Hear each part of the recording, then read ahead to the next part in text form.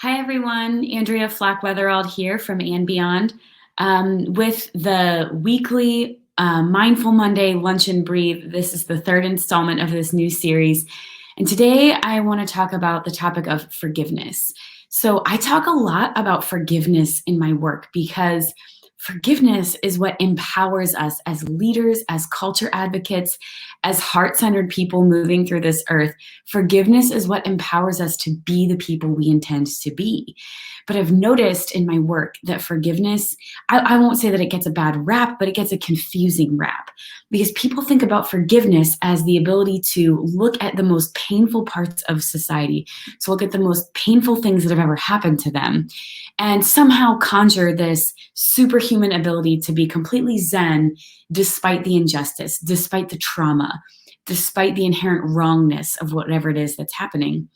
That is not the way that I teach forgiveness. So I know that this might sound even more topical than is maybe even intended. So this work does apply to what's happening in our world right now. But I've been teaching this work for a long time. I've been teaching this work as a foster parent who's now an adoptive parent. I've been teaching this work as a survivor of sexual trauma myself and as someone who has now navigated trauma therapy alongside my daughter, who is very young. She's about to turn 7 and lives with PTSD. And so when I talk about forgiveness, know that I am talking about this as someone who understands that there are certain things that should always make us angry. There are certain things that we should always look at and see injustice. I am not interested in any way in teaching people to look at painful or unfair or unjust situations and systems and feel fine about it and feel like, you know what, breathing through it, that's okay. That's okay. I forgive you and that's okay are not the same things. That's a big part of my parenting strategy, is teaching that concept completely. So in that case, what do I mean when I say forgiveness? When I'm talking about forgiveness, if I'm not talking about looking backwards at a painful event and then not feeling angry about it anymore, what am I talking about? When I teach forgiveness, I teach that it is the ability to mine, M-I-N-E, to mine a painful situation, a painful event, a traumatic event. Mine that situation for limiting beliefs. So what I mean by that is the ability, instead of replaying it in your brain over and over before you fall asleep at night and wishing that you had said something different, or imagining what you'll do if you meet such a person again in the future, or, imagining that kind of person, and what they must be like, and just conjuring more hateful, resentful, negativity instead of that, which is what I know is tempting to do. And let me speak from my own perspective. It is tempting for me to do that with the situation that's happening, that has been happening in our country for hundreds of years and is still happening in our country. Let me say it like that. Yes, with current events, I feel that way, but also with events from my own personal life. It is easy for me to be up at night, just dredging up more negativity, more anger, more hate. And that does nothing. That does nothing but deflate and poison. Okay. And that is not what I want to be about. So instead of that, mining those situations for what are the limiting beliefs that are getting planted in my brain about this situation, and how can I choose better beliefs? So is it the case that when I am looking backwards at such and such a situation, that I believe that because that happened to me, there are certain things that I cannot do or be, or that I'll never heal completely, or never be happy, or never be able to cultivate healthy relationships? What is it that is poisoning me right now? Because when I am looking backwards, when something from the past is affecting me right now, it's because I'm telling myself a story about that thing causes something else for me right now, or for my future. So I hope that you're following this concept. So instead of trying to figure out, what will I say if I'm in that situation again? What will I do differently?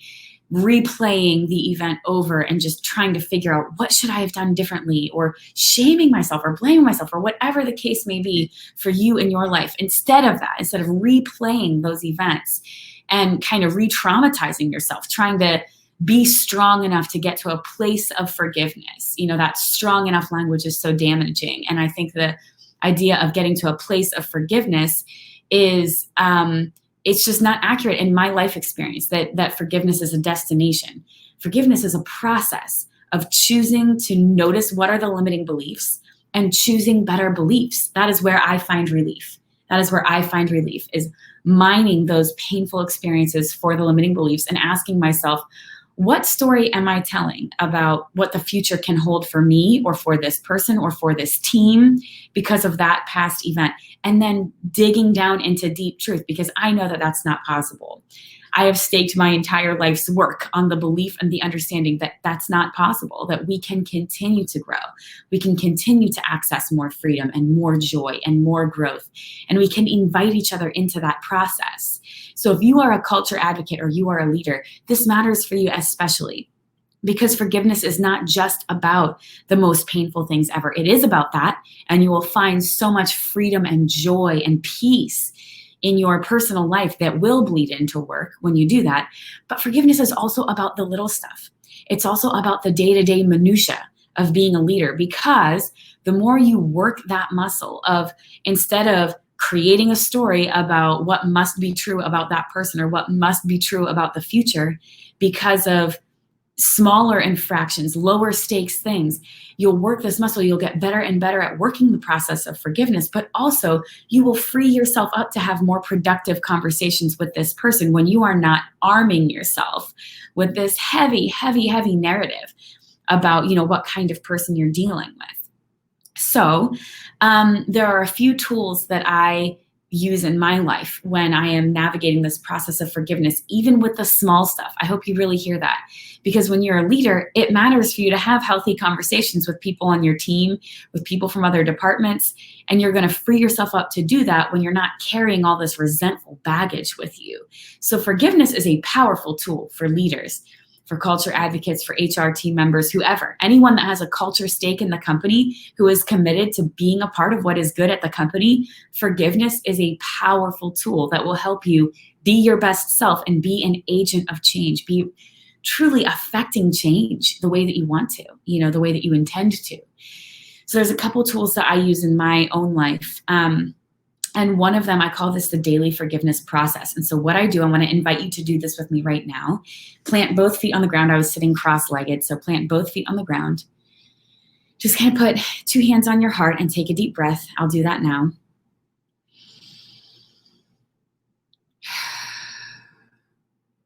And then I like to just say something empowering, an empowering affirmation of some kind. I am a good leader, or I am a capable leader, or I am a capable mom. Whatever this is, whatever affirmation you need to hear, say that out loud. And then if you feel resistance to that, in any way, I am a good delegator, or I am a good listener, or maybe a piece of feedback that you've gotten in the past. This is usually an interesting one to do with my clients. A piece of negative feedback that you've gotten in the past about your communication style or your leadership style or something specific to you. And maybe that feedback felt stingy to get. Maybe it felt painful to receive that feedback. Flip that around and use that. I am good at that thing, okay? Flip that around. And then just notice where you feel resistance. So I don't think we do ourselves any favors by trying to beat resistance out of ourselves, or trying to just ignore the negativity and, force ourselves to stay in this Zen meditative place. But notice it. Notice what is coming up for me when I say this. And I immediately think of a certain situation. Guess what? That's your situation to start unpacking for those limiting beliefs. Or if there's a certain person that comes up, sometimes that's what happens. People get started and they say, this is going to be a good day. This is going to be a really good day. Or they start out with maybe even a more general affirmation like that. And then a certain person pops into their head and they immediately feel resistance. They immediately feel drained, or they feel resentful or something like that. Once again, try not to just push that out of your head. Try to explore it. If you follow my work at all, I believe in the power of curiosity. And curiosity is a wonderful tool to use in the forgiveness process, because instead of trying to ignore those feelings, we're going to get curious. We're going to choose to get curious. Oh, why did that person come up for me? Now, what if I try to send affirmations to that person?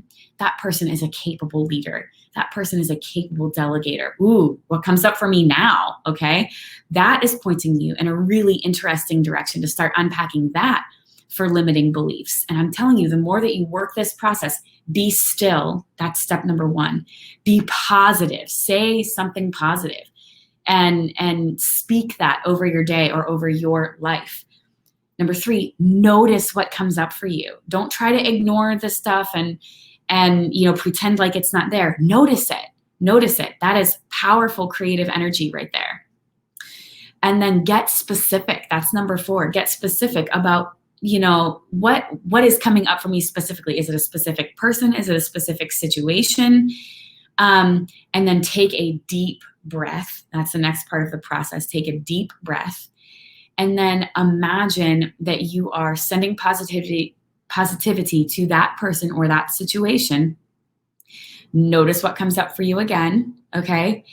And then start looking for limiting beliefs. What are the limiting beliefs that you have about yourself or about that person? That usually sounds something like, well, that's the kind of person who ... Or here's another helpful template. If you have a pen, I hope you'll write this down. Because of this person or because of this situation, now I can't, or now we can't, if it's about your team, XYZ, and just fill in the blank. And if something doesn't come up for you right away, hang in there. Keep hanging in there and keep thinking about maybe more specifics about that person or more specifics about the situation, and make yourself get there. Make yourself get to that place where you can finish that sentence. Because of this, now we can't XYZ. Write a few of them. There's usually multiple limiting beliefs there. That is going to give you so much clarity, because at the end of the day, you know that that's not true. Or if there's 1,000 situations that could be going through your head. And so if there is a specific, account that you're worried that you're going to lose or something very specific for work, the more that you decide, okay, no, it doesn't have to be that way. Then flip it around. Since this limiting belief doesn't have to be true, I can blank. Okay, do you see how this process works? It starts with, because of this person, now I can't this, or now we can't this. And really let yourself write down what those specifics are, and then flip it around. Flip it around. Since I can, or since we can this thing, I will this. Okay, give yourself some action items. I have found this to create so much emotional freedom for myself and for my clients in getting very proactive on just flipping that around and breathing through that negativity. So I'm going to invite you to just go ahead and take some deep breaths. Feel whatever feelings are coming up for you, and understand that this might sound more logistical than the way people often talk about forgiveness, but I have found this very tactical process to create so much freedom for me and help me feel so much more optimistic about specific people, specific relationships, specific situations. And I know that it will do that for you too. So I hope that this is helpful. I hope that you'll take some time to really breathe through this process on your lunch break. And if you have any questions, please leave them in the comments or DM me, and I'll be glad to get back to you. I love having this conversation with people. So thank you so much. Thank you for the work you do to create healthy cultures. And I look forward to hearing from you and talking with you again soon. All right, I'll be back next Monday at noon for another Lunch and Breathe. Thanks for watching. Bye.